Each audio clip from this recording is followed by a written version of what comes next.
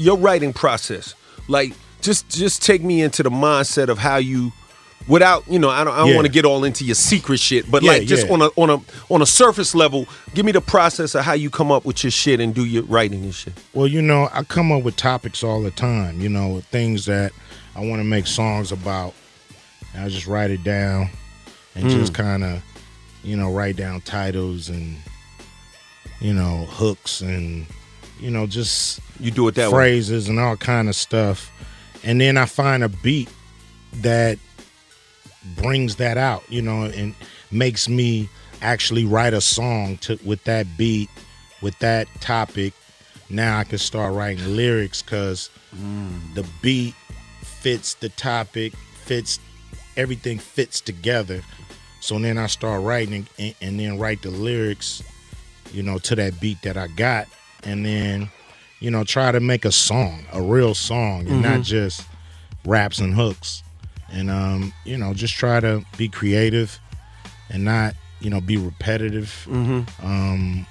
Not say a bunch of the same. I don't want you to listen to my records and they all sound the same. I want them to sound like different, different moments, different thought processes. You know what I'm saying? So, I create records and I don't rush. I don't go to the studio every day. I ain't no person that, got to live up in there for hours. I like to go in prepared, straight working. You know what I'm saying? I might spend 4.5 hours in the studio. Oh, so you don't write in the studio. You like to go to the studio with shit written. Yeah. I have all or not all of them, but most of my my concepts and most of my, hooks and second hooks and third hooks to try. I like to be prepared with a lot of stuff. I like to know what what scratches I'm gonna try to use, or what samples from news or movies or whatever. I like to have all that stuff before I get to the studio. I don't like to get to the studio and then start thinking on what I gotta do. I'd rather get there and just execute, and then listen, and then figure out the sugar on top. That's powerful. Yeah. That's real powerful. So let me ask you a question. I mean, we on a classic hip hop station, but I know, I got this one is more for the fans because I don't know your answer, but and what I want to qualify this by saying that I ain't, this Rock the Bells, we ain't hating on none of the new kids getting their money. Like we want you to succeed, we want you to win. I love seeing you, with the money phone to your ear. I'd rather you bought some real estate with the shit, but I love seeing you with the money phone to your ear. But let me ask you a question. What is your feelings on just, we are classic hip hop over here. Yeah. But what is your feelings on just the whole hip hop genre, the songwriting, the content, outside of classic hip hop, outside of Rock the Bells, like down the dial? Well, it's all good. Everybody doing what they need to do at the time they need to do it. Everybody's influenced by different things. And whatever works for you. I don't want everybody doing what I do. I'm glad that people like yearn for what I do and ask me all the time when I'm gonna drop. And so that's fine. To me, that's what it was all about. Biting was a penalty. Yeah. It was a penalty, that could get your ass whooped. You know what I'm saying?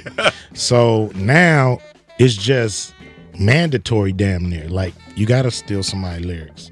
I know. And hook and flavor and style. And that shit ain't cool. You know what I'm saying? You gotta be yourself. You gotta be an original. And that's the part I don't like.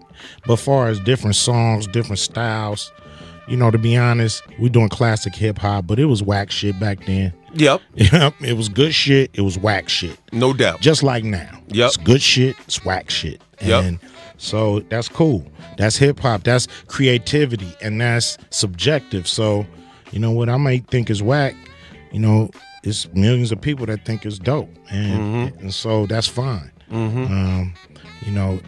all this King of the Hill shit we've been trying in hip hop, we need to just let it go. It's enough room for everybody. I agree with that. Yeah. I agree with that 100% because, you know, it's like, you know, oh, you got a hot album, so you the king now. It's like, fuck out of here. You got a 3-year window and then you better, but hopefully you don't, you know, commit suicide because you mad at the business now. You know what I'm saying? So everybody got a 3-year window to be on top. That's it. It's like high school. You got 3 years. Yeah, it's like fucking comic books. It's like a turnover. Yeah. 3 years. I mean, it's like you in your prime. You know, you got them 3 years to be at the tip top. Yeah. I mean, tip top. Everybody, you know, land somewhere. As long as you don't fall all the way to the bottom.